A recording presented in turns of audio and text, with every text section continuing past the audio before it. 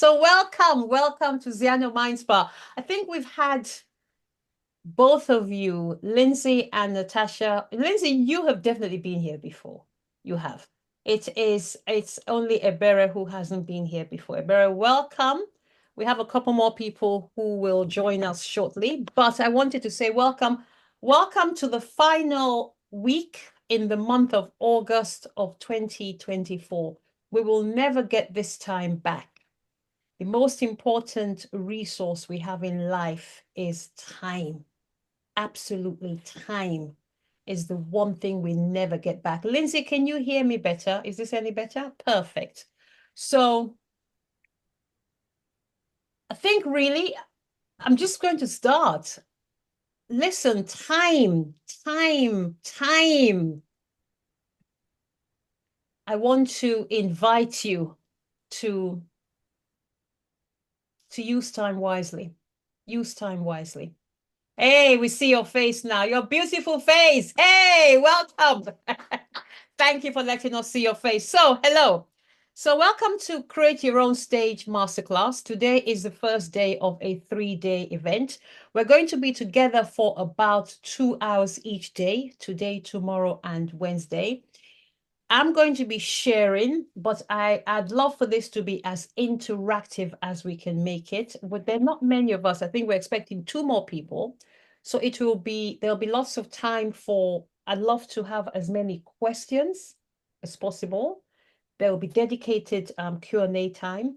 I'd love to have as many comments, takeaways, thoughts, reflections, insights, how things are hitting you. I'd also love to have time permitting, maybe 1 or 2 hot seats where you literally jump on with me for 5-10 minutes and we kind of brainstorm together what your next steps are, time permitting. But let us get started and say what's going to happen over the next 2 days is that my plan is that you will leave here at the end of 2 days with a lot more clarity, but not just that, and actual action steps, not just clarity, but with a plan for what you are going to do in 2025 to launch your offer or your workshop or your program. That said, I can't help you without you helping me. So shortly, I'm going to ask you to tell me, so I'm telling you this now, I'm giving you a little bit of a head start. I'm going to invite you to share shortly what you would want to walk away with by the end of Wednesday. What would be a real win, one real win for you by the end of Wednesday? So that way I can make sure that I deliver. So now I'm going to invite you to please turn your mute yourselves, shut down your phones, take your phones to silent. Hi, Alina, welcome. Nice to have you here. Grab your pen, grab your paper, and get ready to not just meet yourself, but to hear from yourself and to create your 2025. To create your 2025. 2025 starts today. We don't wait until the 1st of January to hit go. We are already in motion. We like to already be in motion at Ziano Mind Spa because we believe that people in motion, an object in motion will remain in motion unless stopped by an outside force. We're not letting any outside force stop us. We are going. We are going. So grab yourself a drink if you haven't got one. I'm going to stall for another 30 seconds or so. Grab yourself a drink. Grab your pen. Hey, Lindsay, you're ready. Grab your paper. Shut down your phone to silent. If you have an emergency, please pick it up, please. Otherwise, I'm going to invite you to let your phone get some rest for the next 2 hours. We'll be together for 2 hours a day, today, tomorrow, and Wednesday. And as I said, I will make time for one person each day, at least one person each day, to come up and have hot seat coaching. So you share with me and we kind of go back and forth. Now the 3 days build on each other. So what does that mean? Tomorrow we're going to build on what we're doing today. And on Wednesday, we'll build on what we're doing today and tomorrow. So I'm going to encourage you to not miss a day. If you have to miss the day, then let me know. So we can make your experience as good as possible. But each day will build on each other. So are you in the right place? Are you in the right place? Are you in the right place? If you are an aspiring, an emerging, a developing coach, speaker, author, trainer, if you are a corporate professional who is in transition, if you are already a business owner and you are looking to elevate your voice, elevate your speaking, if you're looking to clarify, to craft, to communicate your message, but then not just that, but then to take that and make it work for you in the world. Whether you want to create your own program, your own events, your own workshops, your own retreats, your own experiences, whether you want to elevate yourself in your work, then you're in the right place. So this is the first step to finding our voice, clarifying our message, clarifying your message, clarifying your signature story, and then working out what you want to do in 2025 with this newfound voice that you have, right? Let me say that the most important tool, literally by far, the most important tool that you can develop is your voice. Your voice. Think about every major leader in the world, in any field, whether politics, religion, commerce, industry, any field. The people who stand out the most are the orators, the communicators, the people who can make themselves visible, credible, who have authority, who have leadership. Think about anybody. Actually, I'm going to invite you to type in the chat. Type one person in any industry that you know who's a good communicator. Anybody of any nationality, any walk of life, anybody who you say, he or she, mm, mm, mm, mm. John Maxwell. Thank you, Ebere. John Maxwell. John Maxwell would not have reached where he is today without the gift of communication. Bob Proctor. Thank you. Michelle Obama. You're driving. Oh, my darling. In that case, we vote you. Alina Robinson. We vote you because you're driving. Stay safe. Stay safe. You're fine. You're fine. Yeah, we vote you. Alina Robinson, Michelle Obama. Indeed. Oprah. I would actually say, I don't know, I would say Barack Obama. I would say Bill Clinton. But think about people who are leaders in the world. Chances are, one of the reasons why you perceive them to be good leaders is because they're good communicators. So the power of using your voice is, or rather, the power of your voice should not be underestimated. And that is one of the things that one of the reasons that we are here today.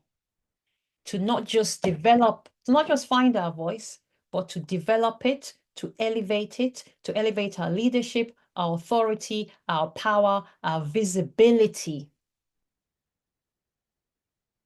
and our reach in the world. So, who's this workshop for? I've already shared a few different avatars. This workshop is ideal for developing or aspiring emerging leaders, authors, speakers, coaches, trainers, consultants, thought leaders, business owners who want to elevate their leadership, their authority with their voice, and then take it to the next level. I often say, so what? So you found your voice, so you found your message, so you found your story. So what? Right? What are you going to then do with it at the end, at having found it? So what is just as important, to be honest, as finding it, because finding it and then doing nothing with it, it's a bit of a waste. Who would agree with me? Who would agree with me? It's a bit of a waste. Thank you, Natasha. Thank you. I see you. So what? That's part of what we're going to be exploring on Wednesday. So what? Every day I'm going to give you homework. I'm going to invite you to do some homework. Nothing difficult, but just stuff to get your juices flowing, get you thinking, so that by the end of our 3 days together, you will have a workable plan to take into 2025. Let me ask you, how many of you can see yourself doing world tours, transformational events around the world, sharing your magnetic message, sharing your voice, sharing your story, transforming people's lives? How many of you can see yourselves doing that? Welcome, Ade. Welcome, Ade. Hello. Who can see yourself? How many people can see themselves doing that? Yay, Lindsay. Yay, okay. Is it just me and Lindsay? I'm me. And you okay? I wasn't sure. And Berry as well. Hi, Berry. Berry, your face is so smiley and sweet. Really just sweet. Yeah. Um, yeah, right? Right. And even if you don't want to do world tours, I'm going to invite you actually to share. So what do you want to do? What would be for you a win in 2025 that you what would be a win for you, and how you share your voice? What would be a win for you in 2025 and how you share your voice? I'm going to ask you to share that in a second, but start to think about it. What would be a win for you? Maybe, as I said, doing world tours, traveling around the world, delivering workshops, seminars, conferences. You can probably tell from my voice that that's one of my big wins right here, right? That's one of my big wins, Lindsay. Yeah, yeah, I'm owning it. Yes. Transforming lives, having people say, "You changed my life. You changed my life. Thank you so much. Thank you." They're crying. Seriously, I'm making light of it, but it's not funny. They're crying and they're genuinely saying, thank you. Thank you for showing up. Thank you for not giving up on you. Thank you for stepping into who you are. Because if not for you, I wouldn't have found my voice. I wouldn't have found myself. I may not have known my purpose. I may have gone to my grave only having done what I have done before. Now, that's my dream.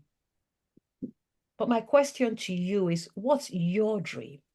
It may be the same as mine. And if it is, it's our dream. But if it's not, that's also fine.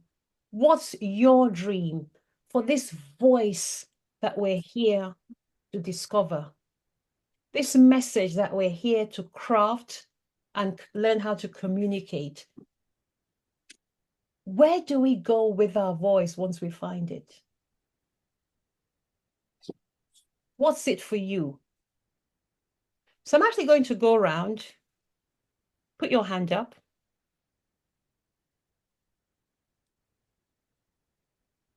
There's no right or wrong answer, and there's also no judgment. Thank you, Lindsay. Please unmute yourself.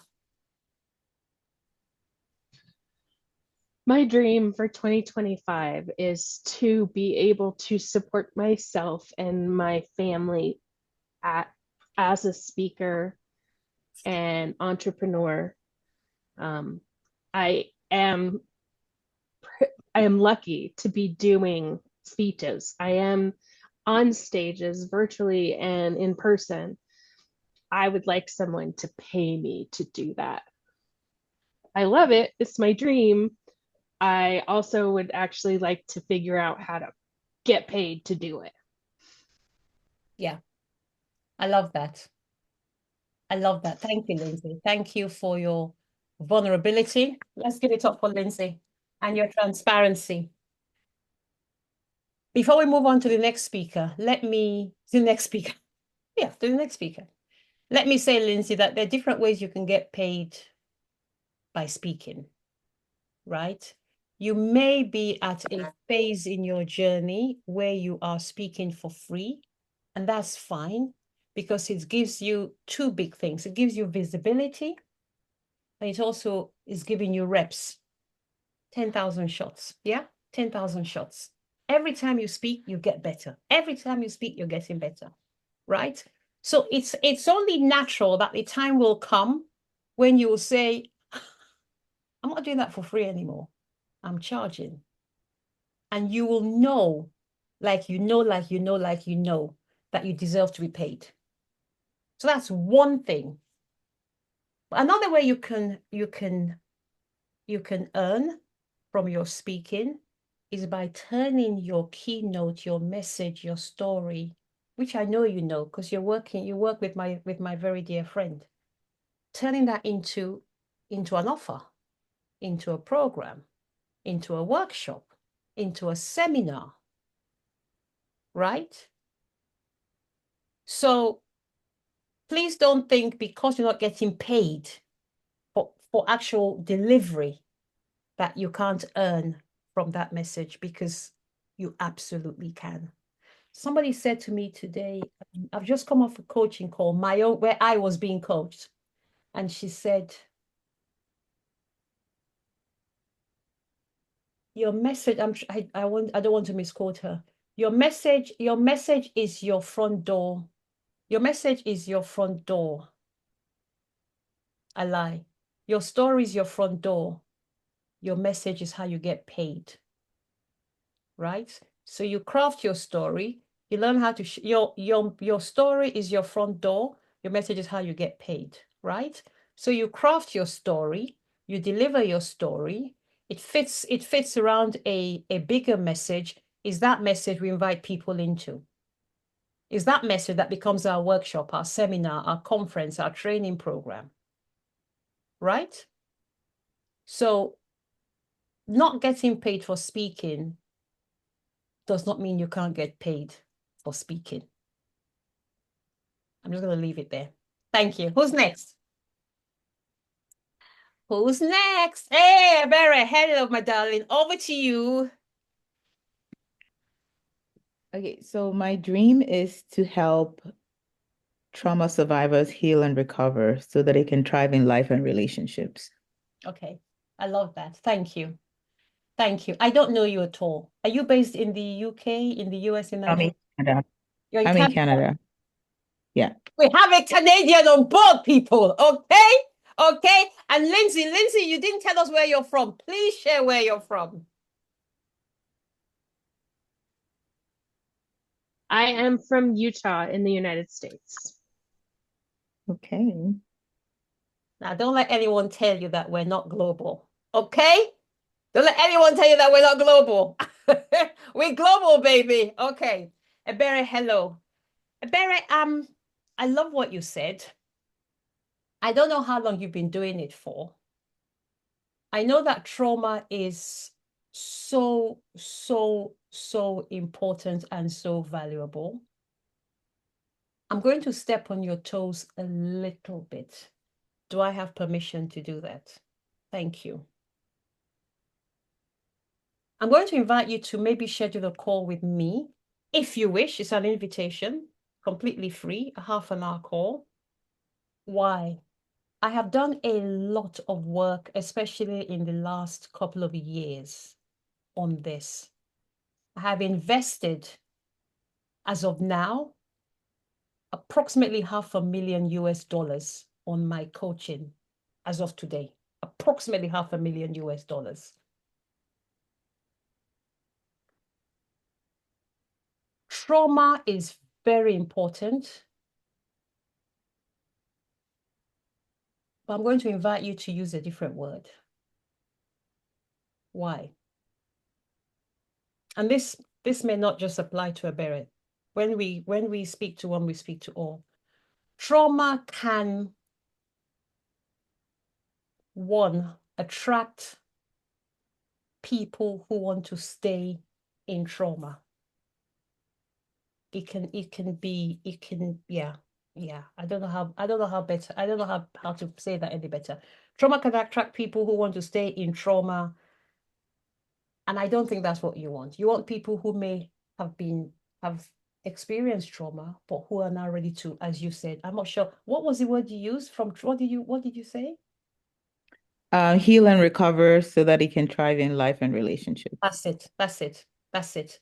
Thrive in life and relationship is where I'm going to invite you to focus. So not that you're not still doing your trauma work, but I'm going to invite you to not say it as your front door, because you may find that you will attract people who want to stay in trauma, and all they want to do is cry and complain and all that stuff. So it's an invitation to you, just something to bear in mind. If you say to me, right, okay, well, and then so how do I then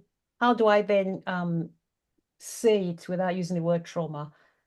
My response, if you were to say that, would be research people who are doing exactly what you're doing, who are doing it well, and how they're doing it, how they're saying it. Oh, there's another reason why I'm going to invite you not to say trauma. And I say this with love. People don't want to pay for that. Not that they don't need it. They don't want to pay for it. I'm going to stop talking. Just something for you to think about. Something for you to think about, yeah. So again, I just want to be clear. I'm not saying it's not important. I'm not saying you shouldn't do it. I'm just saying the languaging may need to shift a little. So there's something I talk about a lot. I talk about your front door. Alina knows this. I talk about your front door. How I invite you into my house, what I invite you into my house to do is not what you're going to do once you get into my house. And I use this analogy when we were in Marrakesh a few weeks ago. If I invite you to my house for dinner, I'm going to say to you, Ebere, come to my house for dinner. Let's have a nice dinner, right? Let's sit down and get together. Let's play music. Let's have some fun. Let's hang out. The minute you walk into my house and I shut that door, you best believe you're coming into that kitchen with me to make the dinner. Right? But I'm not going to say that to you, because you're going to be like, I'm not coming. I'd rather go to McDonald's and buy my own dinner. What's my point? There's actually a serious lesson. You use inviting language, and once they get in, then you do what's necessary. Not that they don't need trauma work, but you want to be sure that you attract the right people. Even I am changing my language because I was also attracting people that I didn't want, to be totally honest. To be totally honest. Thank you for allowing me to coach on what you just said. Thank you. Thank you. Thank you. Who's next?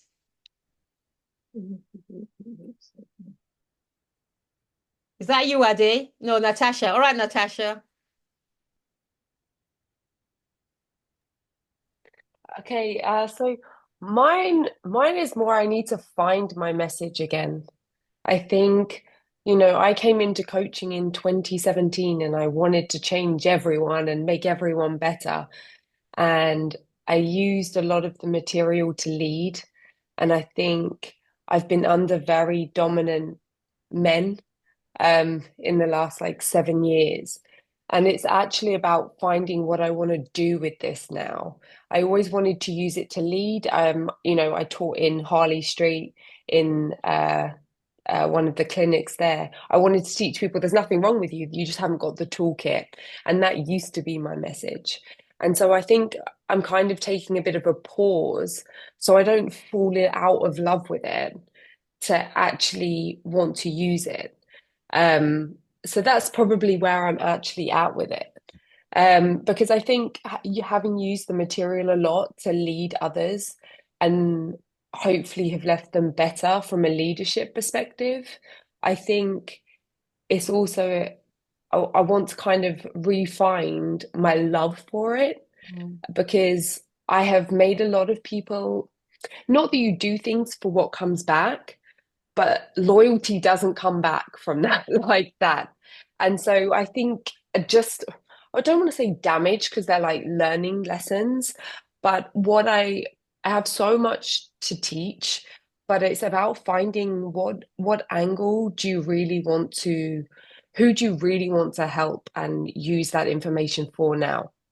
Yeah, I love that. That's actually part of our homework for today. That's part of our homework for today. So we can actually go home now. Natasha has given us our homework. We can go home now. Yeah, no, it's great. It's great. And I think it's such a good point. Who do I want to serve? And how do I want to serve them? And what do I have?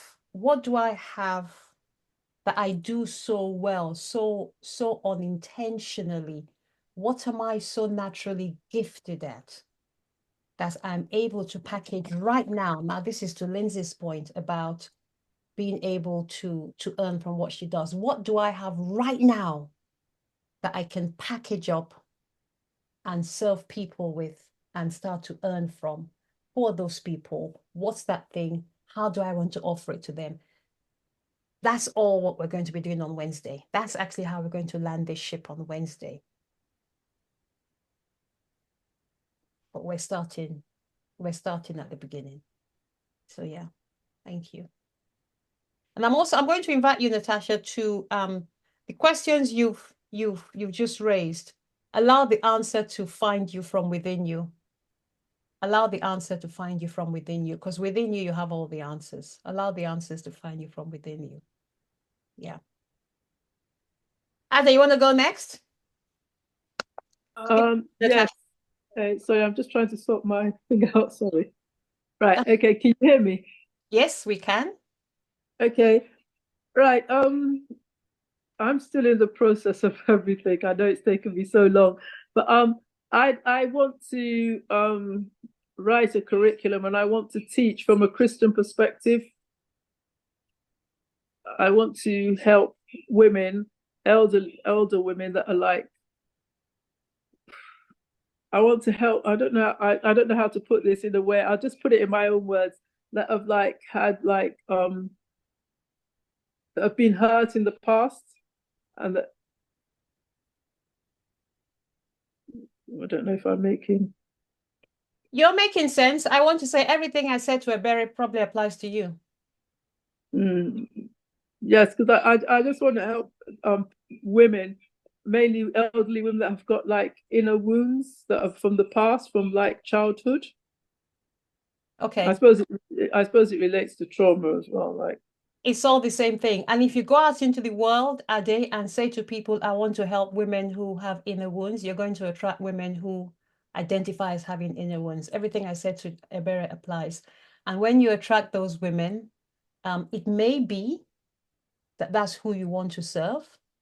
And if that's who you want to serve, then I invite you to just prepare yourself for a lifetime of more wounds, because you will just be dragged down into that bucket of wounds.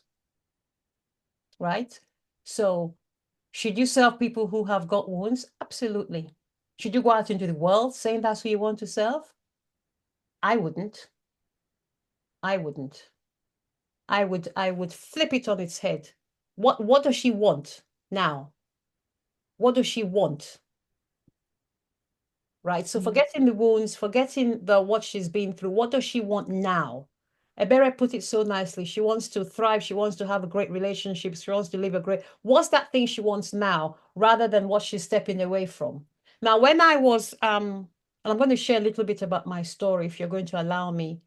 But my very first coach was Lisa Nichols, and you know this, Ade. My very first one-to-one coach was Lisa Nichols, and within the first half an hour of my first one-to-one coaching call with her, she said to me, be very careful about your language. You want to call people who are going somewhere, not people who are running away from somewhere. You want to help people who are running somewhere, not people who are running away from somewhere or from something. When she said that to me, it made no sense to me. I had no idea what this woman was talking about. It took me 2 years to figure out what she meant. And this is exactly what she meant, right? Your language has got to call people to where they're going, not where they've been. Because you'll find that a lot of people, especially people who've really been hurt, they want to stay hurt. They want to stay hurt.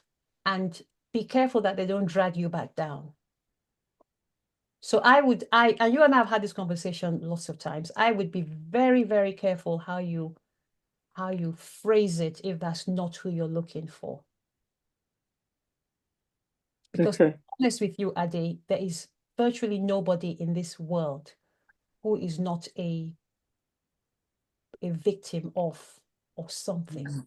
There's just not possible, right? There's nobody over the age of 3 who hasn't had something. But some of us choose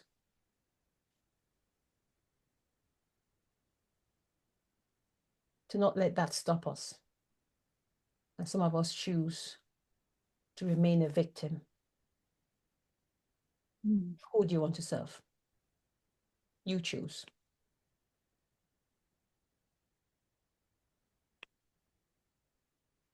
Alina, can you speak? Give it up for Ade. Alina, can you speak, or shall we carry on? I'm driving, so good evening, everyone. It's really very simple for me and quickly. It's just to clarify my message and my language and how I deliver my message is very important in order to allow me to make an informed decision to who I want to serve. Yeah. That's all from me. Thank you.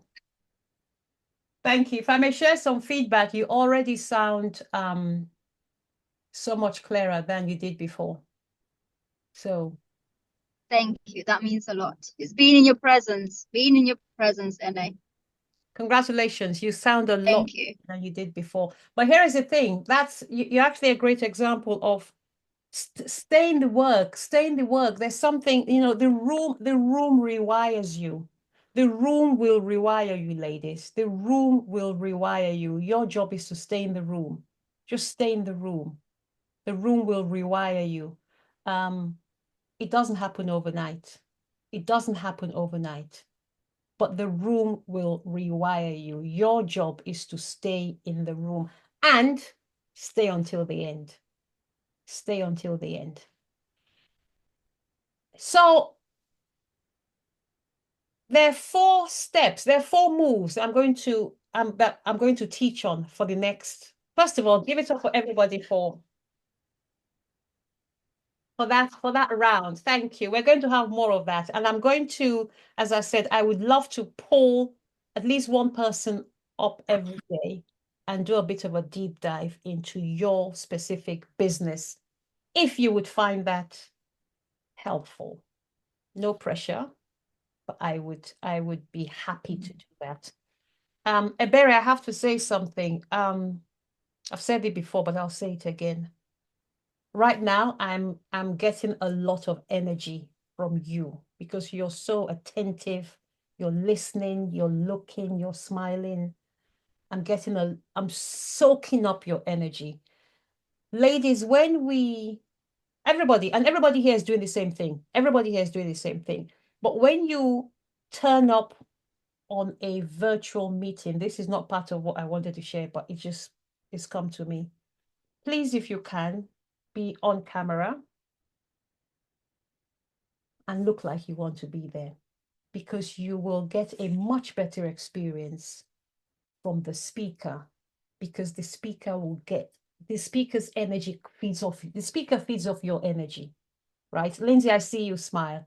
I'm literally feeding off all of you right now. So I want to say thank you. Alina, this is not a dig at you. I know you're driving, so please don't take that. That was not about Alina at all. No, no, no. I needed to say that because I didn't want her thinking.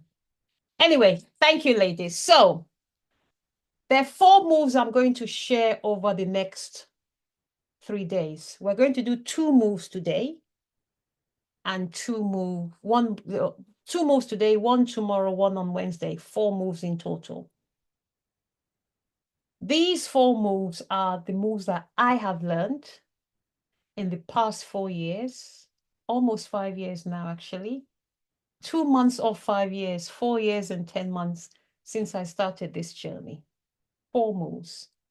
It wasn't until this year that I was able to look back on my journey and see that there were 4 distinct moves that I couldn't see looking ahead, but looking back, I can now see, okay, move 1, move 2, move 3.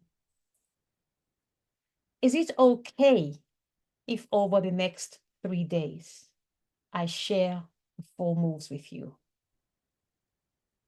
Thank you. And is it okay if I stop now for a second and share my story of how I discovered the 4 moves? Thank you. 5 years ago, I was in a corporate career. I had been in a corporate career for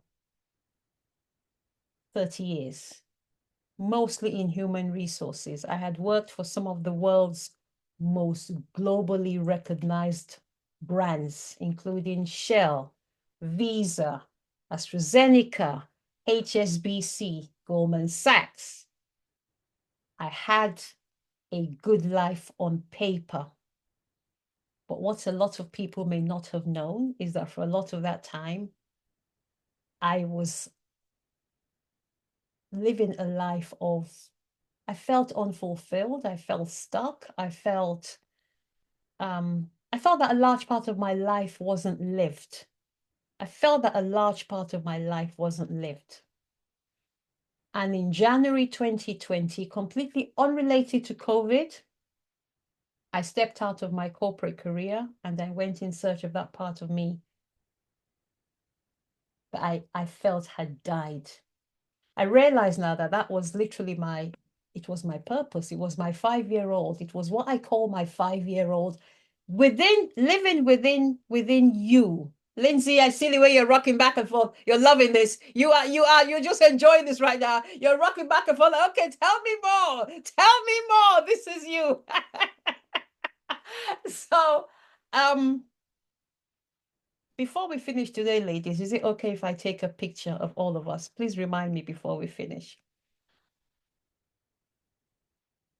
There's a 5-year-old living in you. There's a 5-year-old girl who is alive and well and living in you.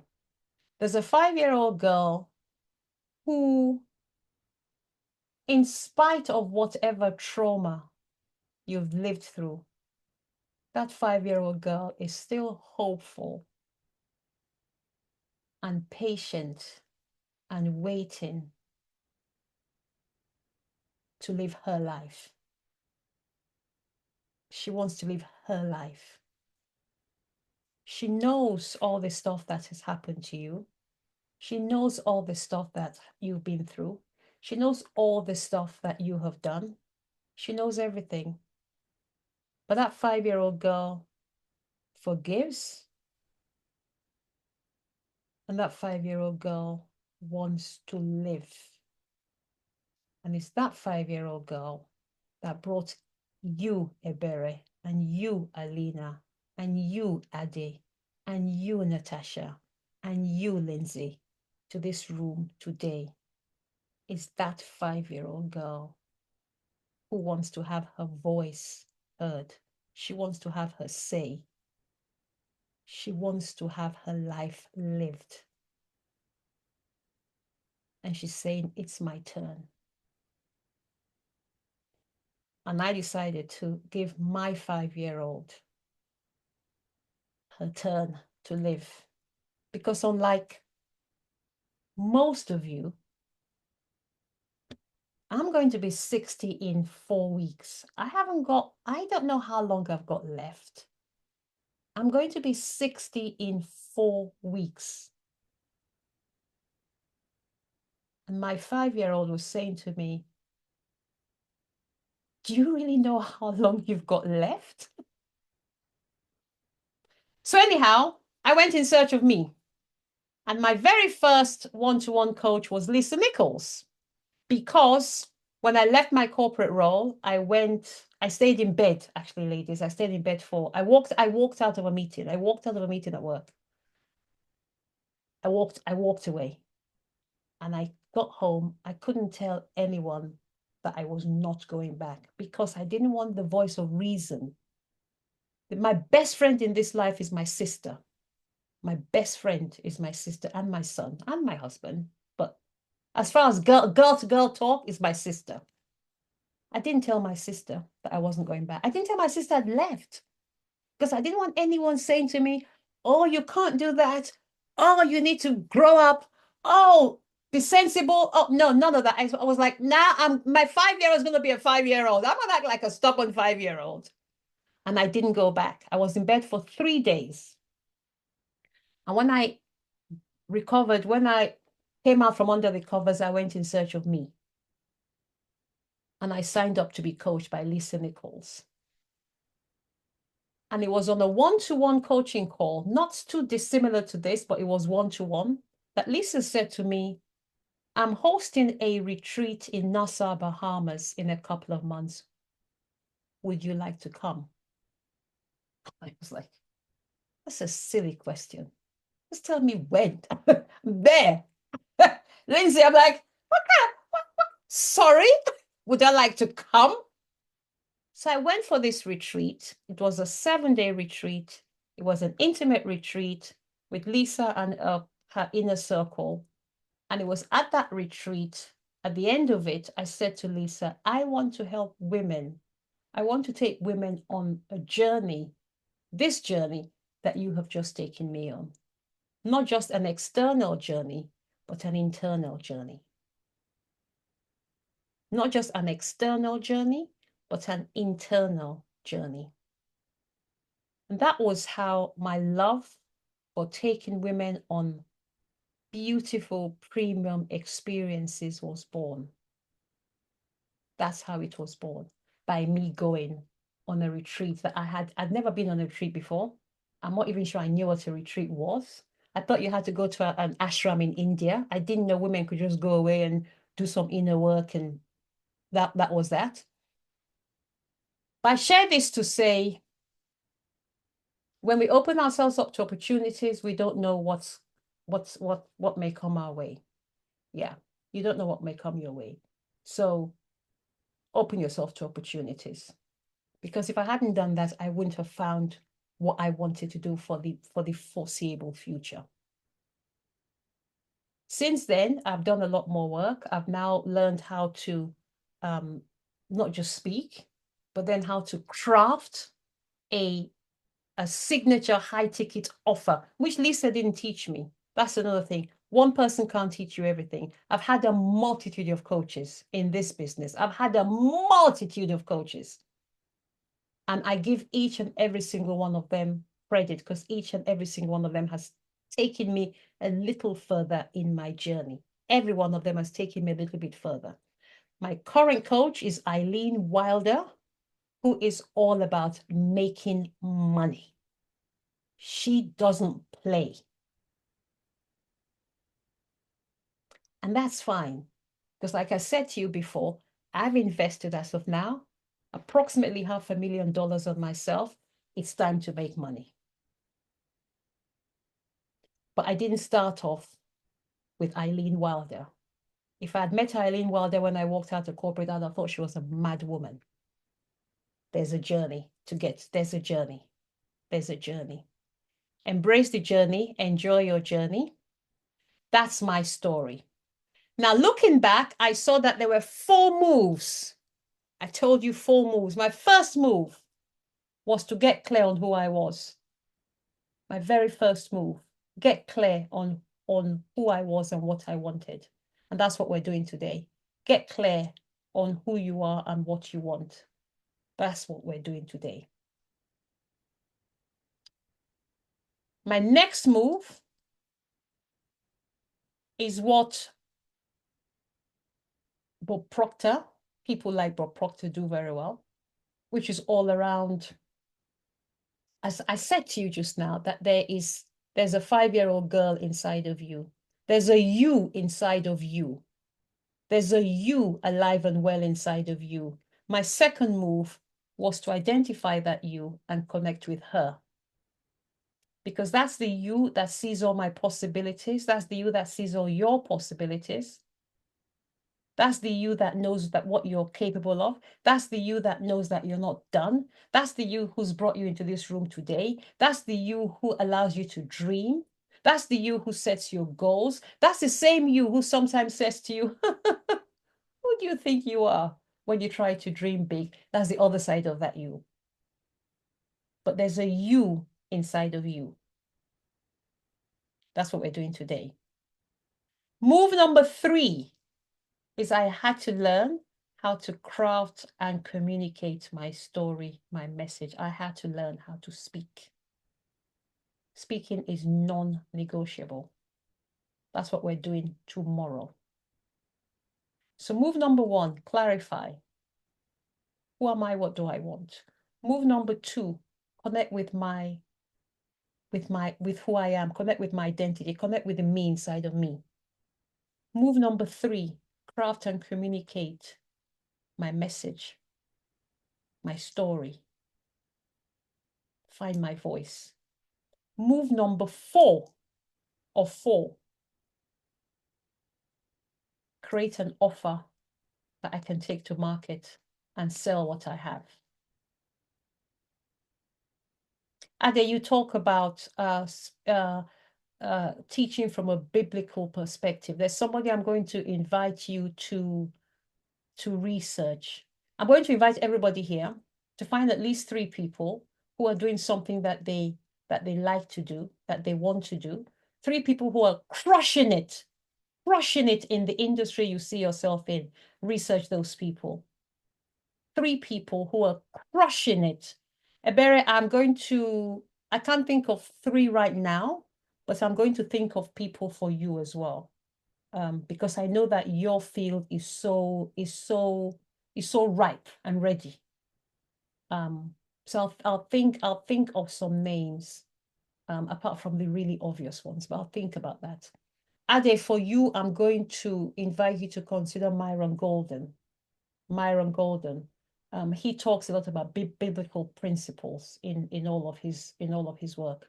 And I thought about him because he talks about I'm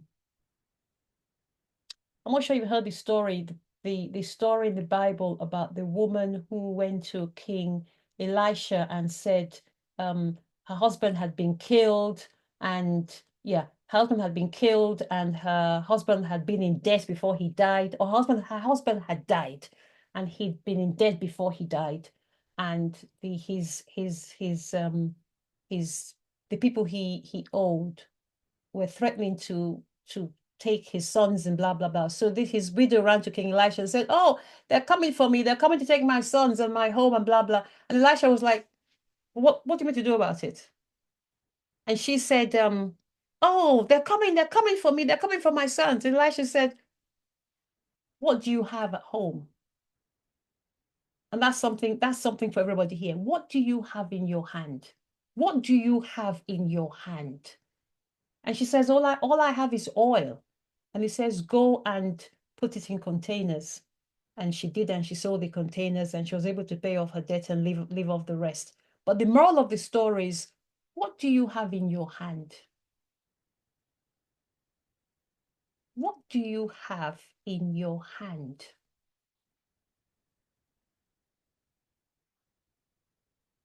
There's something that you have that is your superpower, is your gift to the world. The invitation is to find it and make it work for you. Thank you, Ernest. Thank you.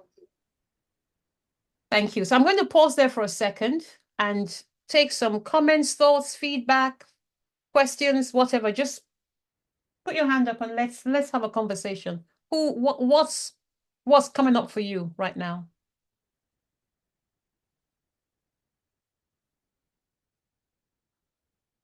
Anything? Yeah, something's coming up for me. Yeah.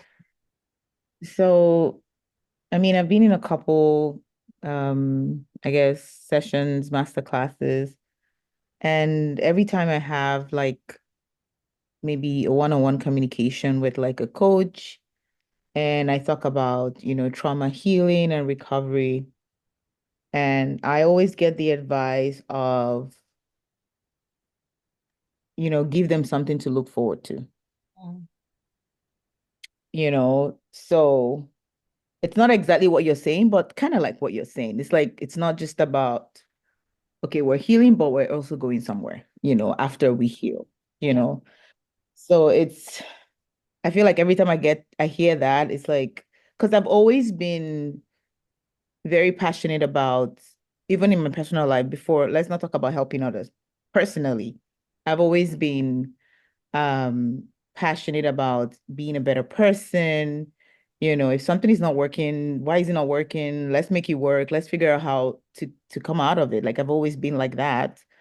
So I guess that's why the passion to, bring other people alongside my journey is it's what I want to do long term. Yeah.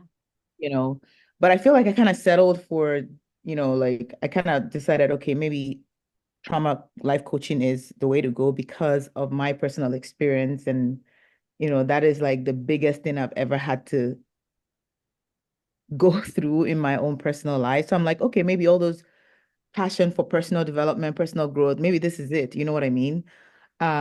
So I think, but even though I know I do have that passion, but I also do have a passion for, helping people develop a mindset to support where they're going, because I know that's something that I'm also working through, because people want to go somewhere, but a lot of people don't even have the mindset that to support that. So I guess what I'm trying to say is that what's coming up for me is like, I'm thinking like, is trauma coaching just a piece of what I'm supposed to do? Or because I'm looking at it as the whole thing, but every time I talk to someone, it looks like maybe it's just one piece of it. I don't know. So that's just what's coming up for me. Yeah, I like that. I like the fact that you are open enough to investigate without just kind of throwing it out.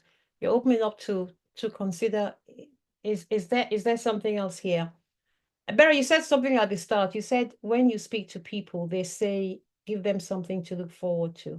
I agree with that. I would even take it a step further, and I would say, so what? So what? So I have a history of trauma I am working through. So I work with you as my coach. Where are you taking me to? So what? What's the heaven? Right. So you're taking me away from the hell. Fine. But what's the heaven? We need to have a polarity. You need the best way to get me to buy into you is to sell me heaven. Sell me heaven. What's the heaven? Ade, this relates to you as well. What's the heaven? What's the heaven? So having been through that, so what? What can I do as a result of working with Ebere, or even hearing you speak? So what? So what? Yeah, be the lighthouse. Indeed. Indeed, Natasha. Thank you. Be the lighthouse. Just think about this. What can I do as a result of hearing your keynote, attending your workshop, whatever it is? That's what I'm going to invite you to just kind of ponder on. Yeah. Natasha, were you going to say something? Oh no, just that. I remember like when talking about trauma, if you often you want to help what you've been through. And I remember you once saying like be the lighthouse and you'll attract like they'll be looking for the result from you rather than the trauma from you, if that makes sense. Yes, absolutely. Absolutely. And I think, yeah, I think that's so beautifully put. And I think that I'll say it again. If the more we harp on about what's wrong, is the more we're going to attract people who only see what's wrong. So yes, there is the hell that we're stepping away from, but no, we're not living in that hell. We're simply saying that's that hell, but that's the heaven I'm taking you to. What's that heaven? Sell me heaven. Sell me heaven. Yeah. I used to talk, Barry, I used to talk a lot about next chapter, and I still talk about next chapter, but I'm now a lot clearer because even next chapter attracted transparently people I didn't want. It attracted people I didn't want. It wasn't until my current coach helped me see that you need to describe next chapter. What's that heaven that you're taking them to? And for me, I want to work with people who are speaking, who want to run their own workshops, people who want to create their own programs. That's my heaven I'm taking you to. And that's what I described you half an hour ago at the start of this meeting. I said, who is in this room? And I described my heaven. I didn't say it was my heaven, but it was my heaven. Right? So when you create your message, your keynote, describe heaven. Describe heaven so that you can call me if I am interested in that same heaven. Anyone else? What's coming up for you?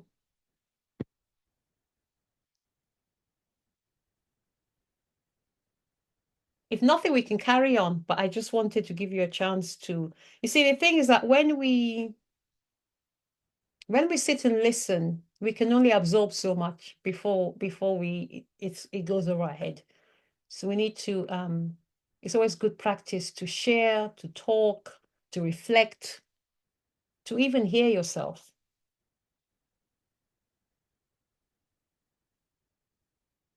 I'm going to carry on. If you want to host a high ticket program, you need to buy a high ticket program. Yes, I said it. If you want to host a premium event, you need to attend a premium event. You can't give what you don't have. You will be out of congruency with your own self. And after a while, you will catch up with yourself. Why do I say this? When I discovered that I wanted to host high ticket programs after Lisa's event, I attended a bunch of them. One, to invest in myself.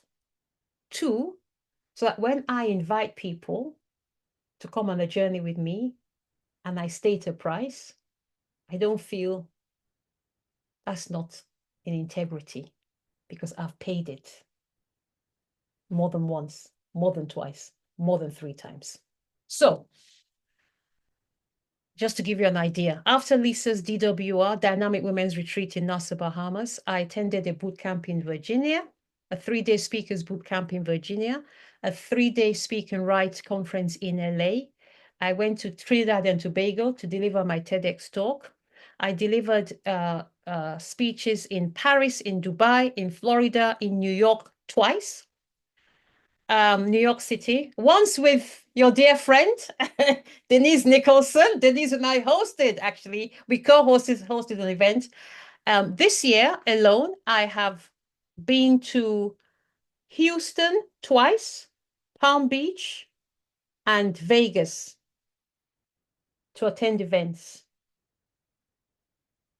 where I have paid for my travel, my accommodation, to attend all of that. Why do I say this? I can't invite you to come on a journey with me that I haven't been on. I can't. I'll be out of integrity. If you want to do something, I'm going to invite you to invest in it, in yourself. Invest to the level that you can. I'm not asking you to invest $500,000 US. Invest to the level that you can and keep investing, because this gives you what? It gives you reps. It gives you reps. And when I say to you, I'm inviting you to a program with me that's $25,000 US, I can look you in the eye and say that because I've paid that at least 10 times over on myself. On myself. Without batting an eyelid. I'm not saying you have to do that 10 times over, but do it to your level where you're stretching yourself enough so that you then have the authority to do the same.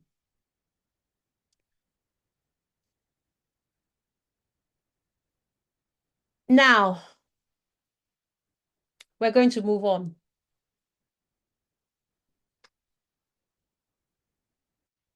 What have you been through in life? What defining moments have you had that have given you, and I say this loosely, giving you hairs on your chest, not literally hairs on your chest, I hope not. Well, maybe, I don't know, whatever, no judgment.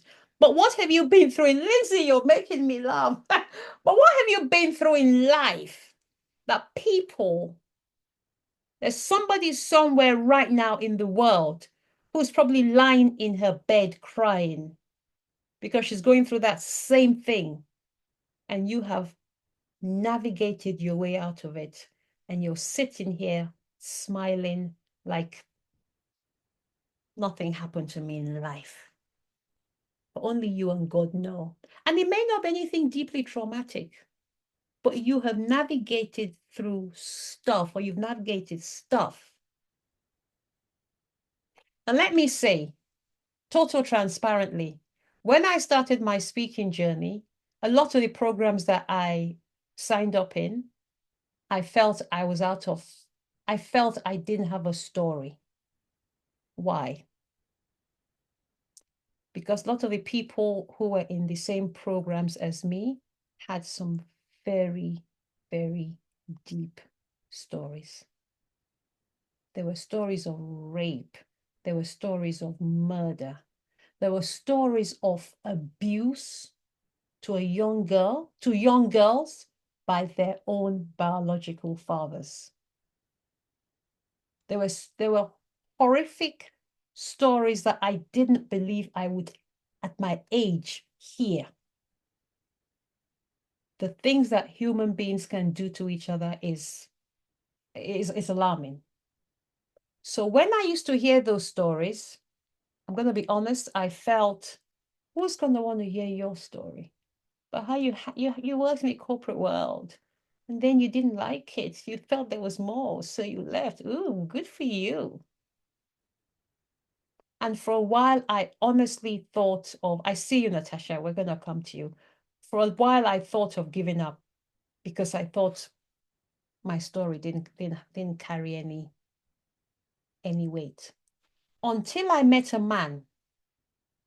He's a speaker coach. He's alive and well. He lives in Atlanta. His name is Andy Enriquez. I was in Les Brown's class. I signed up for Les Brown was one of my many one-on-one coaches. I met Andy through Les Brown. Andy has a very similar background to me. He's Black. He's a man. But he's American. But he comes from a Caribbean background, born and raised in the US, was told by his parents, go to school, go to school, go to school, get a degree, get a degree, get a degree. He did work for PricewaterhouseCoopers, one of the top 3 management consultancies in the world, and decided that he hated his life. And he walked away from that job and became a speaker and a coach. That man is living his life in Atlanta right now, probably completely unaware that he gave me life. He gave my voice life. because I heard his story and I saw myself in his story. And then allowed myself to speak because I said, somebody is lying right now in her bed crying the way I used to, saying that there's got to be more to my life than this, because she's stuck in a corporate career probably, but she knows that there's more. What's in it for you, this story? To say to you, no matter your background, no matter what you may or may not have been through, there's somebody right now, who's crying for you and your message right now. Natasha. Yeah, thanks for sharing that. Really interesting. And I would say I've actually silenced myself to be a good girl through my career. Um, and now when I reflect back, and now I'm older in my career, I think of all the things that I should have not done differently because you're not from that place, but I kept quiet about. And so it's a weird thing of, do you want to keep going through that, or just be like, I achieved it and I surpassed it, but I never told? Does that? And so then I'm sometimes torn with what to do with that. Do you leave it? It's the past, it's gone. Or do you go, and I remember you say, I'm going to go back and get the others. And in terms of like, there will be lots of women in exactly the same positions, in senior positions. Do you go that? Then you're going back into a negative where you can actually, I always used all the coaching and everything to lead. And I blocked that. Does that make sense? It does make sense. And there's so much I can probably talk for the next 3 hours on what you just said. Let me say it like this. First of all, is that what you want to do? The answer is, one of my answers to you is, what do you want to be known for? Right? What do you want to be known for? So park your story, park your history, park how you silenced your voice for 5 minutes, and just ask yourself, what do I want to be known for? Right? What's the one thing? If tomorrow, God forbid, you were literally silenced, Natasha, what's the one message you say to yourself, I wish I had said this? What's the one thing you want to be known for? It may or may not be that silencing of your voice. It may or may not be. So first of all, what do you want to be known for? If it is the silencing of your voice, then I would ask myself, why? Why is this so important to me? Right? Why is it so important to me? So one, what do you want to be known for? Two, why? Why? Why? If this were a proper coaching call rather than a masterclass, I would ask you why, and I would ask you why 7 times. So you can ask yourself why 7 times. Why? And then why? And then why? Why do we ask at least 7 times? Because the first few times your head, your brain, your ego is giving you the answer. Your heart has the answer. Eventually your brain, your ego will get bored and your heart will speak. So why? What do you want? Why? The third thing is, when you talk about going back there, we're not going back there. We're going back to get them, right? It's a valley. Think about a valley, right? Think about a valley, a V, sorry. Think about a V, literally a V. So this is the top of the V, this is the bottom, and you're coming back up this way, right? This is where you are, this is where you were before, right? But the people that you're called to help are here. They're down in the valley, right? The fact that you have come through it, Natasha, my invitation to you is not to disregard what you've been through to come through it and say, oh, I've come through it, so it's nothing and I don't want to go back there. No, there are people that they require you to go back there. But you're not going back to the pain to sit in the pain. You're going back to get them. So this is where we were. You're going in there to get them and you're bringing them back out this way, Natasha. You're bringing them back out. So it's almost like you're going in to bring people. You're literally going in to bring people. Think about the V. It's a valley. And that's why you tell your story from a point of where you were, what you experienced, what you went through, the V, to pick them all up because they're all there crying and you're giving them hope. Your story is giving them hope. And then you share the lessons, what you did and how you came out, and then you come back out. And we're going to talk about, we have time, we'll do the valley too. I'm not sure we'll have time, but that's the V, right? So you're not going in there. It's almost like a fireman going into the pits. He's not going in there because he wants to. Going in there because people are in there dying. So he has to. But he's only going there to bring them out. Right? But you need to learn to share this story. You're welcome. But you need to learn to share this story, Natasha, in a way that when you get in there, you don't get stuck in there yourself. You don't get stuck in there because then you can help nobody. You are going on a rescue mission, Natasha. It's a rescue mission. So when I talk about lying in bed at night, crying into my pillow, saying that there's got to be more to my life than this, I'm not there anymore. But I still have to share the story in a way that the woman who is there can hear that I know her pain. But I'm good, I'm fine. I'm not going back in there. Oh no, I'm fine. But I will go in there to get her out. Okay, yeah, I like that.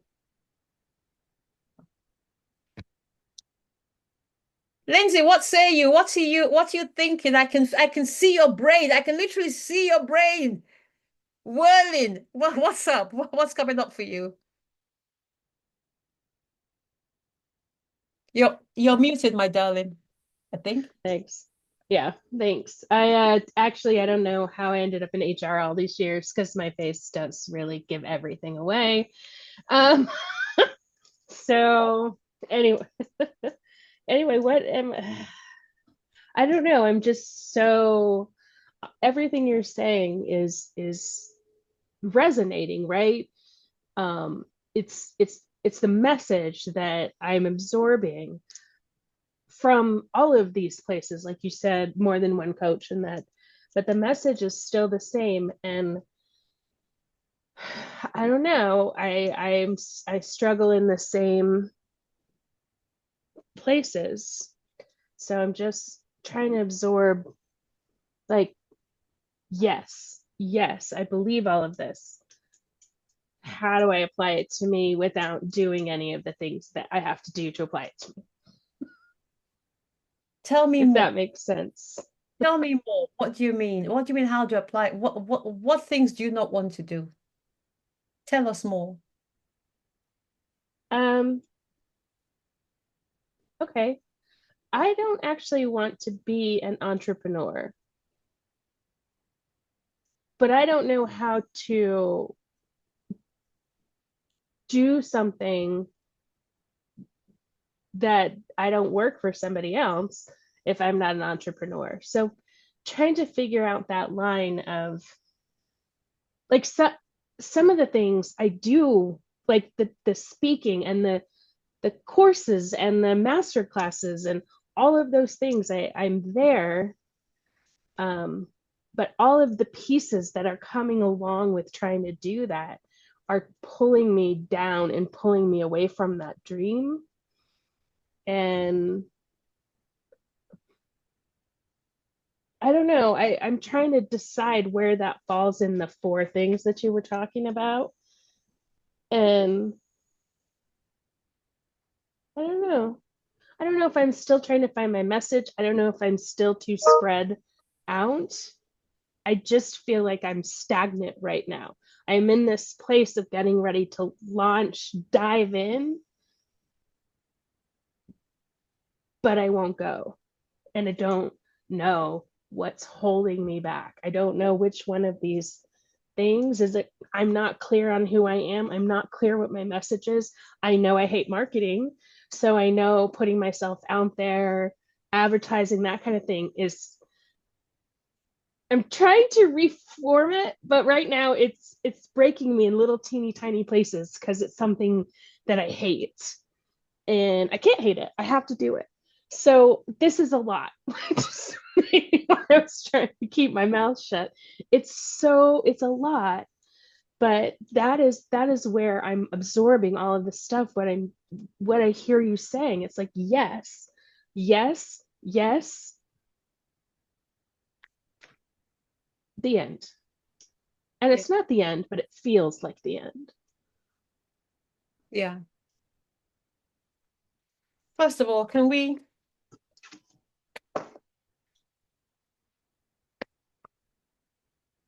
yeah, thank you for sharing that. Thank you for your honesty, your vulnerability. Thank you for sharing that, Lindsay.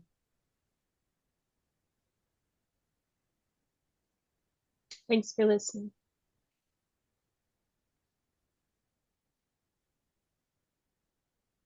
I'm going to invite you, Lindsay, to give yourself grace. Give yourself grace. Be patient with yourself. And I'm going to invite you to say 5 words, 5 words, 5 words, all the time, regularly. 5 words, 5 words. I am figuring it out. That 5 words, 4 words, 4 words. I am, no, that's 5 words. I am figuring it out.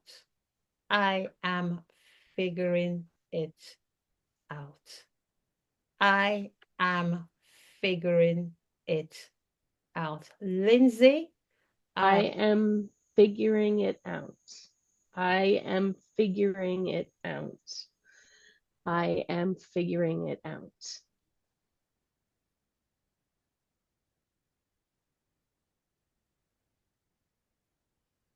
and breathe. And breathe. You're figuring it out. You weren't born with this knowledge. There's a lot for you to take in, but you're figuring it all.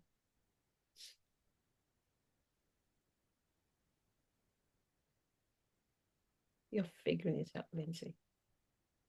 You don't have to be the best marketer in the world.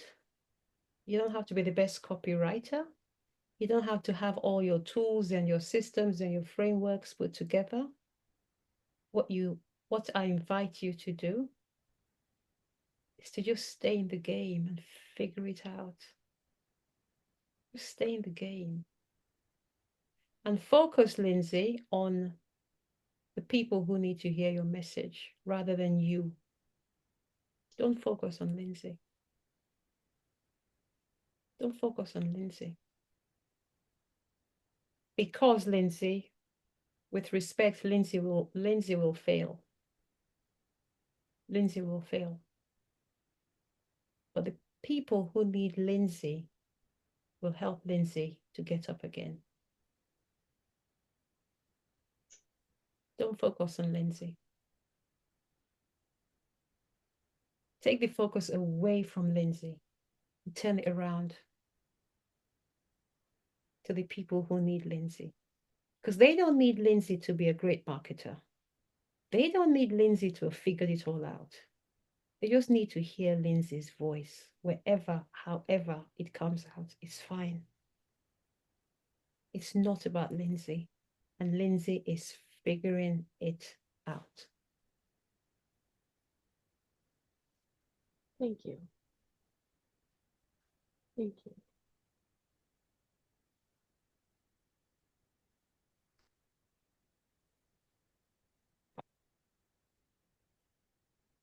Thank you, Lindsay.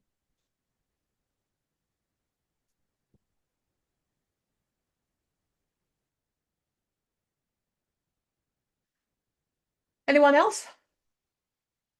Before we move on? This was good. I needed that too. Right? Right? Right, Ebere?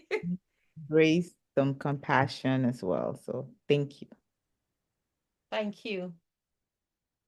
I told Alina once, I'm going to share something. Alina, who is here, who's driving, was my first coaching client.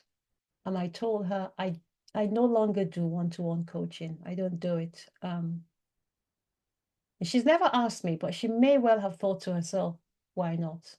If you've ever asked yourself, Alina, this is why not. Because the power is in the group. The power is in the group. Ebere wouldn't have heard that if Lindsay hadn't spoken up. And I can guarantee you that even other people who may not be speaking up have been touched by what just happened as a result of Lindsay's share. The power is in the room, and the room will rewire you. It will rewire you.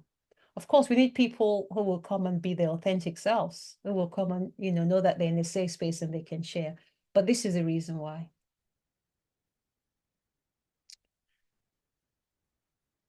Okay, so the transformation begins with you. You can't teach somebody something that you haven't been through. You can't teach somebody something you haven't been through.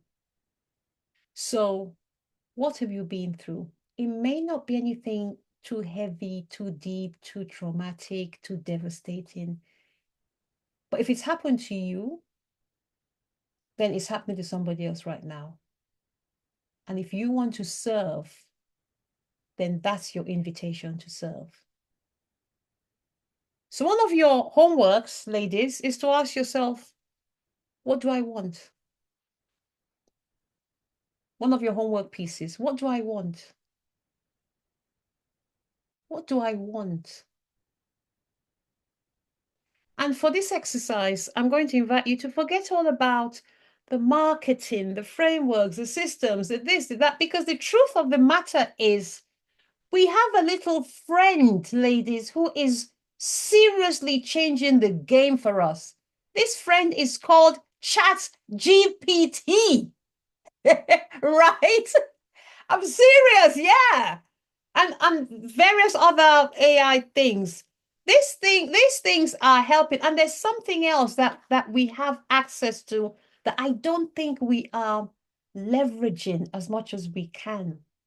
I've said it since we've been on this call, but I'm not sure that we really heard it. You don't even need to figure this thing out. There's nothing you're doing that hasn't been done before. There's nothing you are doing that hasn't been done before. So what are you saying, Ene? What I'm saying is research people who are doing what you want to do. Research people who are crushing it and model. Don't copy, model. I have a deck in front of me. This deck is called, when I say deck, a PowerPoint deck that I put together, is called Copy Language for Offers. That's the name I gave it. Copy Language for Offers. It has got 513 slides in this deck. Every guru in my industry, everybody I have worked with, all my coaches, even people I haven't worked with, if I see them put out an offer that looks anything remotely like something I may want to offer or like what I offer, I literally copy the words into this deck. I copy the words into this deck. And then I take the words from here, put it into ChatGPT. So now give me my own words for this same thing. It's really, it doesn't have to be that hard. It doesn't have to be, because here's the thing, there's nobody who does, although I've said there's nothing new under the sun, there's nobody who does things exactly your way. It's not possible, right? So there's Lisa has an offer called Speak and Write. Eileen has her offer. Dr. Sonia has her offer. Dr. Cheryl, I put it all together with my own secret sauce, make it my own. At that point, it's nobody's, because it's a little bit of this, a little bit of this, a little bit of this, a little bit of this. You don't need to be an expert marketer. The work has been done. Just do your research. Do your research. Don't copy, but model. So Lisa has a conference. She might do hers as a conference. I might do mine as a retreat in Marrakesh with a little bit of Eileen Wilder sprinkled in, with a little bit of Les Brown sprinkled in. And I created my own book, which is my work from all my coaching. Right? 200 pages of my work from all the coaching that I have invested in. I'm sorry, I paid for it, it's now mine. Right? And it's now my work. Nobody will pick up this book and say it's a copy. It's not a copy of anybody's, because there's at least 20 different things all in here, including me. What's my point? YouTube is there. Social media, Instagram, Facebook, TikTok, LinkedIn, Google is there. And then we say we're not marketers. But I need to be. It's there. Research, model, make it your own. Research, model, make it your own. Research, model, make it your own. Research, model, make it your own. Do not copy. You don't need to copy, because your greatness is within you, alive and well. Use your greatness, but don't reinvent the wheel. There's no need. And that's why I was saying to Ebere, and I say the same thing to you, Natasha, and to you, Alina. Your job is to find what you want to do. Then find at least, at the minimum of 3. If you can find 20, even better, but a minimum of 3 people who are crushing it, doing what you want to do. And then go and shop. Or you can also shop on Amazon bestseller books. Thank you, Alina. Amazon bestseller books. Podcasts. Go and shop. Go shopping. I'm constantly shopping. Even my phone. I have a folder in my phone. It's called business marketing. I see an advert on Instagram I like. I'm putting it in there.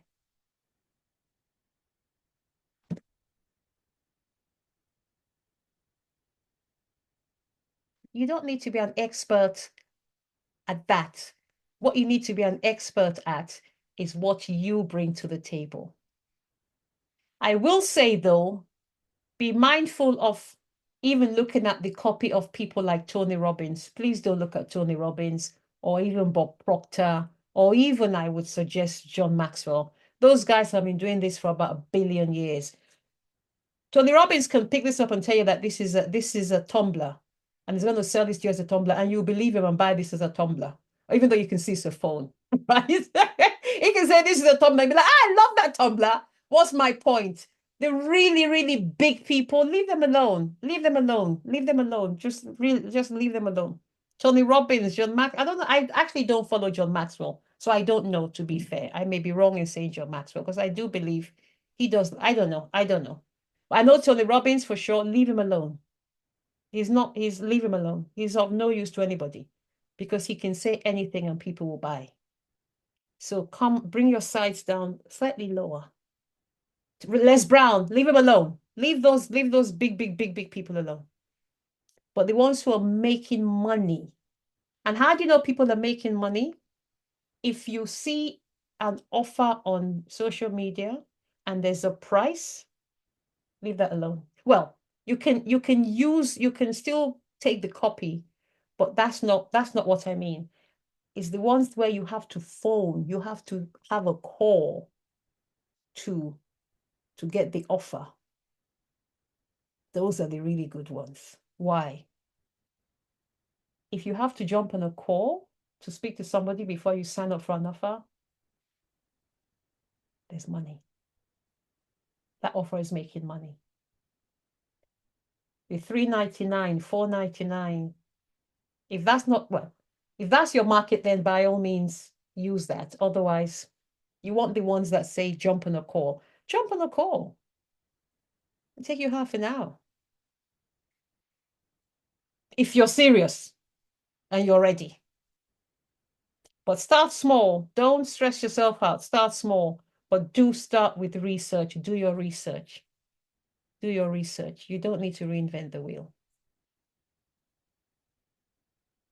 I'm going to stop talking. What's going on up in here? What's going on? What are you thinking? Talk to me. Talk to me. So when you said earlier that if there's one word that you want to be known for, remembered for, I think mine is transformation. Mm. Mm. Yeah. Okay. Let me push you a bit further. What kind of transformation? Because transformation is quite a broad word. Yeah. Yeah. So I like it, but what kind of let's niche down. What kind of transformation?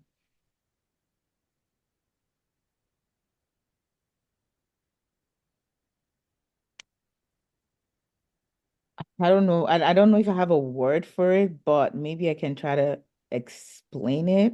Sure. Um,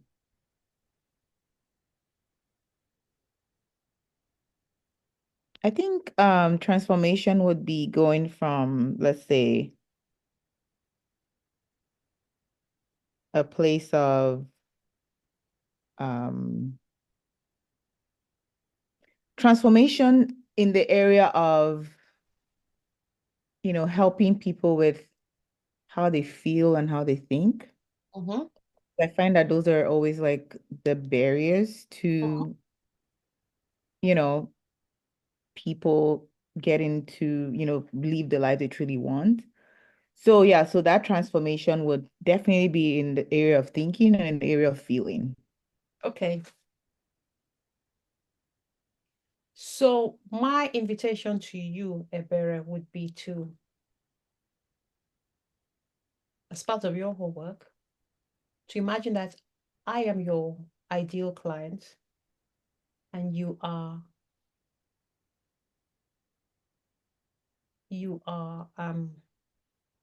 speaking to me about how you can serve me. Where am I today?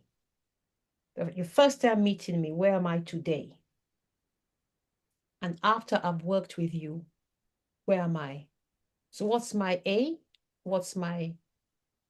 We call it Z in the UK. Lindsay, you call it Z. I don't know what you Canadians call it, but you know what I mean, right? This whole Z thing's messing with my head. What's the A and what's the Z, Ebere? Or what's the hell and what's the heaven? We've come back to this word. What's the heaven? What can I do as a result of this transformation that I couldn't do when before you and I met? What am I able to do? I'm not asking you to have an answer now. I'm asking you to think about it. What am I able to do? Because you still need to be able to tell me what you can help me with. What is the Z? What is the Z? What is the heaven? What am I able to do? What am I able to experience? Have I got a better home life? Have I got a better job? Am I able to speak up for myself at work? Am I able to stand up for myself? Am I making more money? Am I starting my own business? So what's the tangible Z? Tangible. Because telling me you can help me transform my life doesn't, because if you help me lose weight or release weight, that's transformation. But I don't think that's what you're talking about. I don't think you're talking about weight loss. I don't think you're talking about dieting. I don't think you're talking about hair growth, but that's all transformation. I don't think you're talking about making me look better, physically. I don't think that's what you're talking about, but all that is transformation. So what specifically is the end point? And the reason I'm pushing you on this, and I know it's hard, please, it's taken me 4 years to get to this point. So I know it's hard. 4 years. It's only this year I've been able to articulate what my Z is. So I know it's hard. But I want to invite you to go on that journey of discovering what it is and being able to articulate it. What is the end point? Because it's only until you can clearly tell me what it is that I can buy into it.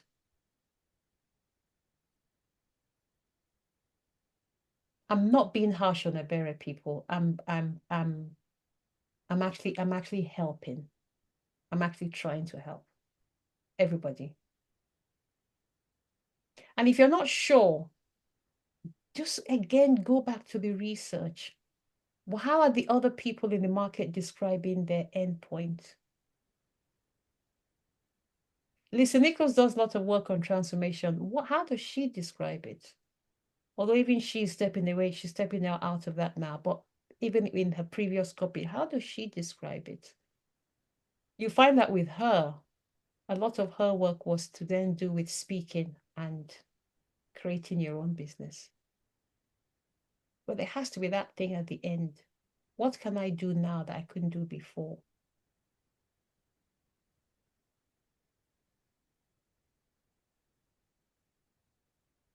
But having said that, Ebere, I need to be very clear about this. Sorry. I need to be very clear. Having said all that, I'm not asking anybody to wait until you have everything figured out before you get started. I'm not saying that. I'm inviting you to get started today. Because why? The clarity comes in the journey. The clarity comes in the journey. Clarity comes in the journey. Who would like to jump on and do some hot seat coaching for 5-10 minutes?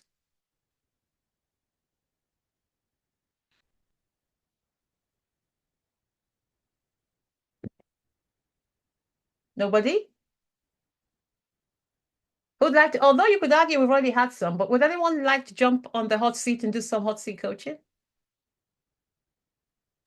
Sure. Go on, Ade. Have some confidence, girl. Come on. Talk to me. What can I help you with?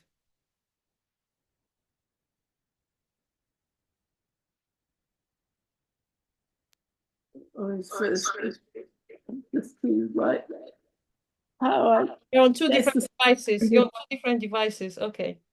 yes, sorry.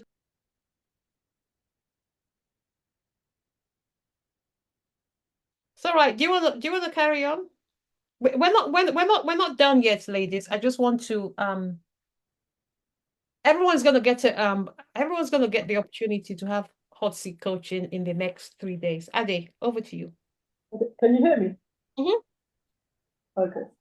Right. Yeah, it's just to be able to kind of like clarify what I need to, how to put it. I've got an idea of what I want to do, but it's just to kind of like explain it. Okay. So remember the words that Lindsay said, I'm figuring it out. Right? I'm figuring it out. You're on the journey. I think the answer is much simpler than you think. I honestly think that if you do research, you'll find your answer. I think you're trying to find the answer from here. And that's why you're getting stuck, my darling. Trying to find the answer here. The answer is already out. Somebody is doing exactly what you want to do and making money from it right now. Can I ask you something? I'm diverting a little bit, but can you is it possible to kind of like coach children? The simple answer is, well, yes, I guess. In what area? You still need to know what you're coaching the children on. Well, which children? Which children? Children is a very broad. Which children? What children? And in what area? Hang on, I'm not even done. I'm not even done. Sorry, no, you carry on. You carry on. But it would be like, but it's the same thing, like emotional healing. I'm not sure if that's the right phrase. But Okay. Children, if you want to move to children because you're trying to avoid the clarity, that's not the answer. You still need to be clear on what kind of children, what will you coach them on? Why do you want to coach them? Why do they need you? But there's the most important one, Ade. Who's going to pay for this? Who's going to pay for you to coach children? Children are not able to pay you. So the Okay. parents have to pay you. Well, good luck with that. Sorry, I don't no, but yeah, right? I don't know how easy that would be, Ade. I know there's somebody that you can. I know two people, I believe, who are doing that. So I'm happy to send you their Instagram handles that you can see. I don't know that is if put it this way, I am a mother. How many people here are mothers? How many of us are mothers? Okay, two people. I know Alina is also a mother. I'm a mother. Four, sorry. If my child needed help, I would see a therapist. I wouldn't see a coach. Personally, I would see a qualified therapist. I wouldn't see a coach. Okay, so that makes sense. Yeah. I would want my child to get the best the world has to offer. I would go to the best therapist the world has to offer. I would not see a coach. That's one. Two. Yeah, I don't know. You still need to figure out all the things we talked about for adults would still apply. And then you have the additional layer of who's going to pay for this. Right. Okay. No, that was just a question that I just wanted to ask. But I stick with adults. Yeah. Yeah. The only reason why I asked that question is because I work with children, so presently that's why I was asking that question. Yeah. And then with children, I imagine that there would have to be all sorts of regulatory requirements, I'd imagine, right? Yeah, I can't imagine you can just have access to children like that. I can't imagine. I think that would be a massive undertaking, to be honest, Ade. That would be a massive undertaking. Yeah. And not impossible if that's your dream, but you would have to do a lot of work to understand what the Yeah. what the terrain looks like. Yeah. Yeah. Okay, that's fine. Thank you. But yeah, it was just a question. It was just something that came to mind. The only people I know who do that kind of work with children is probably through church. I don't know anyone who does it like on their own, through church or through school. And Yeah. again, through school would have the whole regulatory piece. Church, you can maybe sidestep the regulatory piece, but then that brings its own whole other host of challenges. But yeah. That's fine. I stick with my women. Women is fine. You just need to again just but I think you know what, just speak to women, speak to these women and let them give you the language. That's another thing. Sometimes we want to go into this is not you. I'm not talking about you. I'm talking It's fine. we want to go into some deep dark box and be like a magician, a mad scientist, forgetting that the people that we need, the people who have all the answers are the people we're trying to serve. Just speak to them. Speak to them. Alina was in Marrakesh a couple of weeks ago for my retreat. Alina can testify the amount of breakthrough and insights that even I got was right there in the room. Just people just, the way Lindsay just spoke. I had been sitting there thinking of the name of my next event in Paris, scratching my head, worried about the name of my next event in Paris.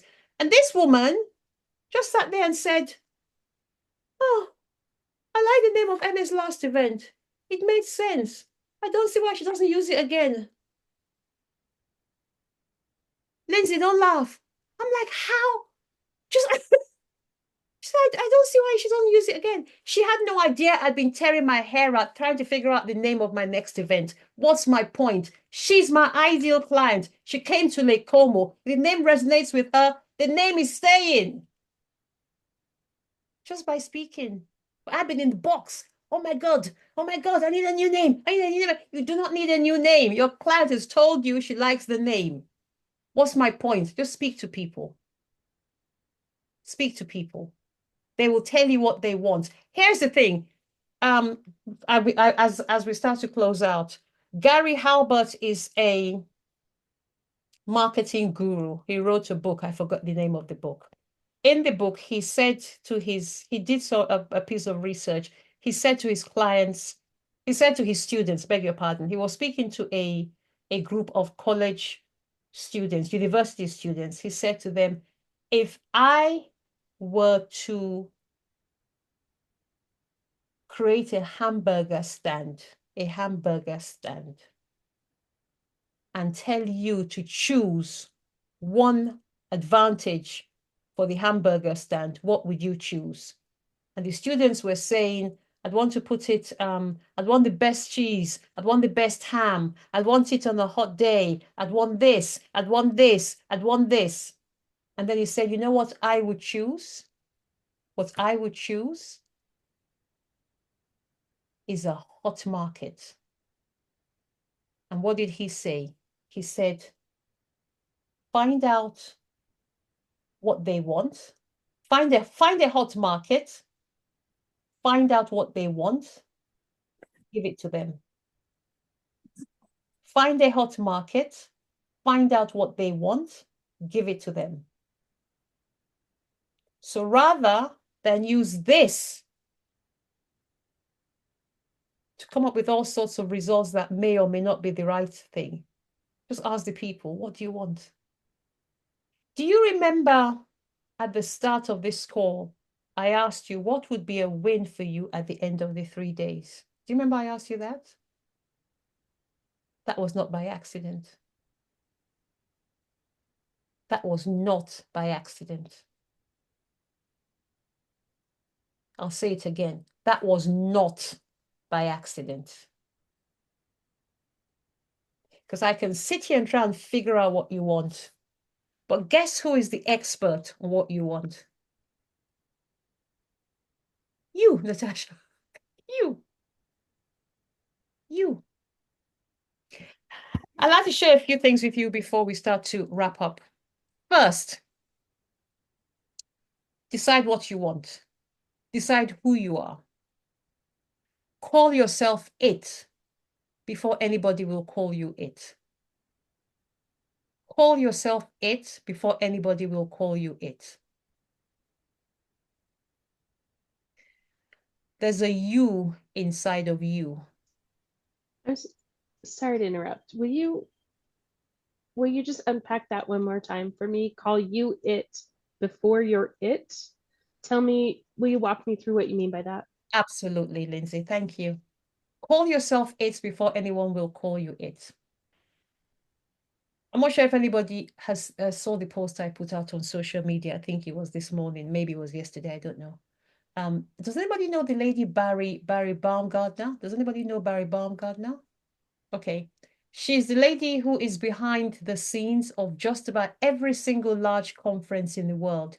Tony Robbins, Dean Graziosi, Russell Brunson, Myron Golden, all the gurus, Brendan Burchard. She is the lady who does all the virtual events. Her name is Lisa Nichols. Barry Baumgartner. She's known as the queen of virtual events. My coach, Eileen Wilder, is known as the Queen of Stages. So I'm calling myself the Queen of in-person events. I'm calling myself it, for anybody who calls me it. I am saying that's who I am. I'm owning it. Does that make sense, Lindsay? Because that's what I want to be known for. So I'm claiming it as my identity. Because if I don't tell you who I am, I run the risk of you telling me who you think I am. And I may not like it. So I'm going to tell you who I am before you tell me who you think I am. I am the queen of in-person experiences, Lindsay. My question to you, Lindsay, is who are you?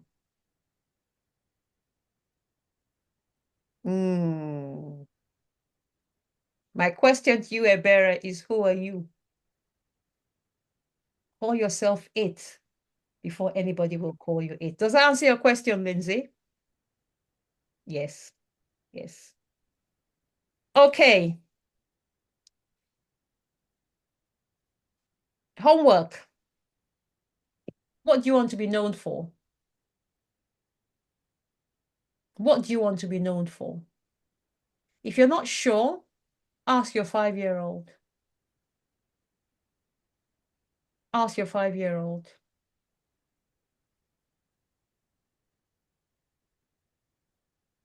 When you think about, and then who do you want to serve? Who do you want to serve? What do you want to serve them? Who do you want to serve? What do you want to serve them? And finally, who do you want to serve? What do you want to serve them? And finally, why do you want to serve them? Who, what, why? Who do you want to serve?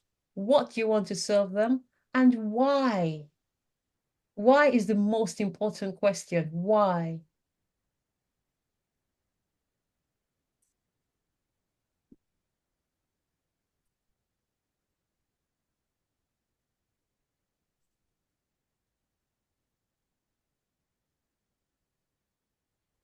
There's somebody who needs what you and only you have to offer.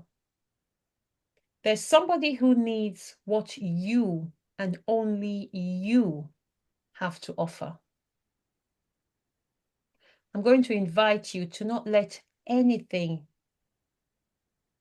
get in the way of you helping that person, of that person finding you.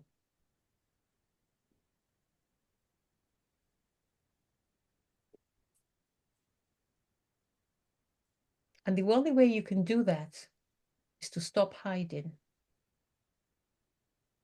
And get rid of the noise up in here, the noise telling you that you don't like this and you don't like that, and you're not good at this and you're not good at that. Because the truth is, you have everything that you need and you are figuring it out.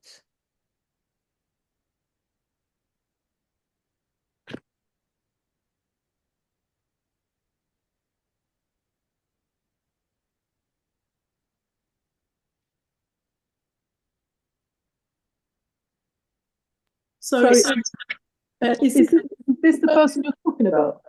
Yes, Oh, thank you. you're welcome. Thoughts, questions, takeaways, ladies, before we say goodnight? Oh, before we do that, let me tell you what we're doing tomorrow. Tomorrow we're doing, we're working on our message. Working on our message. It doesn't have to be perfect. It doesn't have to be perfect.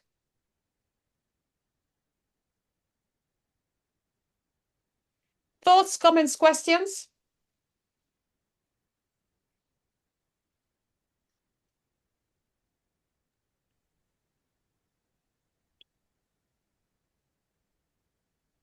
My favorite bit was I'm figuring it out of it. And also I liked your I'm the queen of bit. I think that if we all figured that out, then you're nearly there, right? Yeah, I love that. If you figure that, yeah, yeah. I love that, Natasha. The truth is that it's taking me 4 years to figure that out. Yeah, Exactly. yeah, yeah.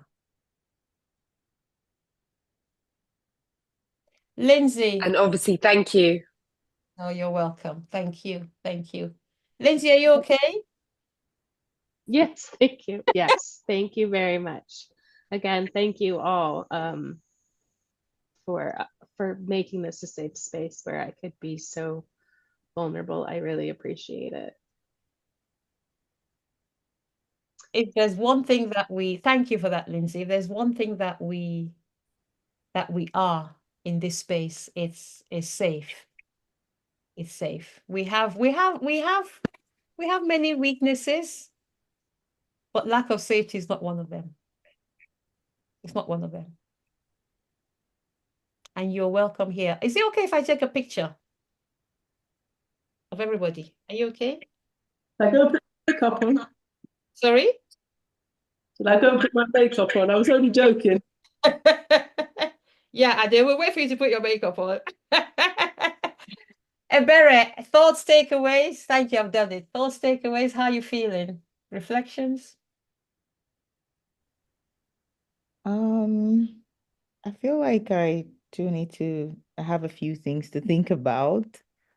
I do have perfectionism tendencies, so I'm also trying to be careful not to get trapped. Because that's the biggest thing I've had to fight. No, one of the biggest things I've had to fight. But so yeah, I think I just don't want to make the fact that it's not clear yet stop me from at least starting to put myself out there, which I've kind of started, but so yeah, so just to find that balance, I guess.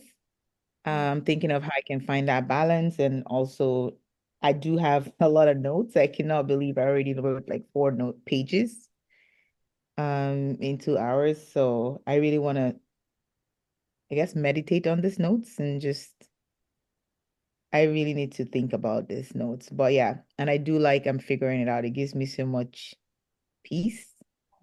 And just to sit there, it's like, you know what, it's okay. I'm figuring it out. And I think it's good for me to move from that space of I'm figuring it out. I don't know everything, but it's okay for me to be there. This is where I am. So yeah, that's how I'm feeling. I like that. You unpacked a lot there. I like that. I've really enjoyed having you in this space. Thank you for bringing all of yourself here with us. I just want to speak to what you said at the start of your reflection about being a perfectionist, and I know a little bit about that because I used to be that. I'm a recovering perfectionist. And then it wasn't until I realized that the people who need to hear my voice didn't need me to be perfect. They didn't need me to be perfect. And it's still something I'm working through, if I'm to be totally honest with you.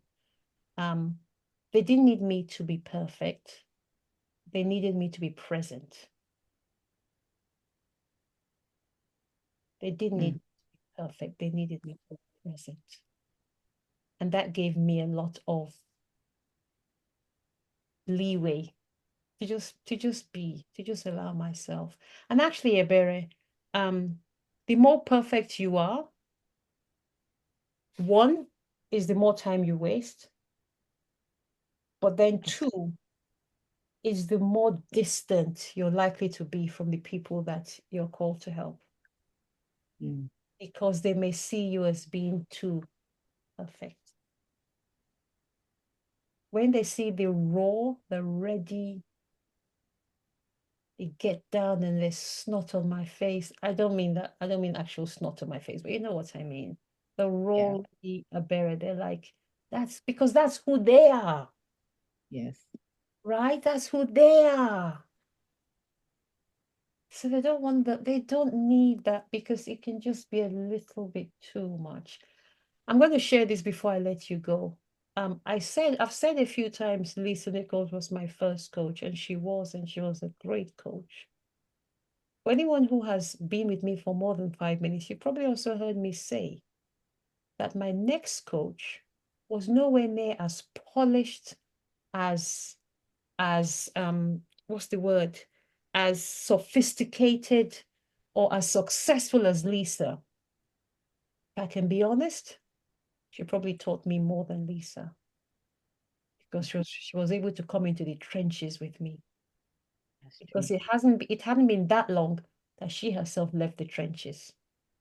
Does that I make sense? see. Yeah, yeah, I love it. Thank you. yeah. I No, love thank that. you. Thank you. Thank you. Ladies, I'm going to let you go. There is somebody who needs to hear your voice and only your voice, just as it is. See you tomorrow, 7 p.m. God bless you. Same time as today. Thank you. Thank you, Anna. Thank you so much. God bless you. Bye, ladies. Bye. See you tomorrow. God bless. Bye, everyone.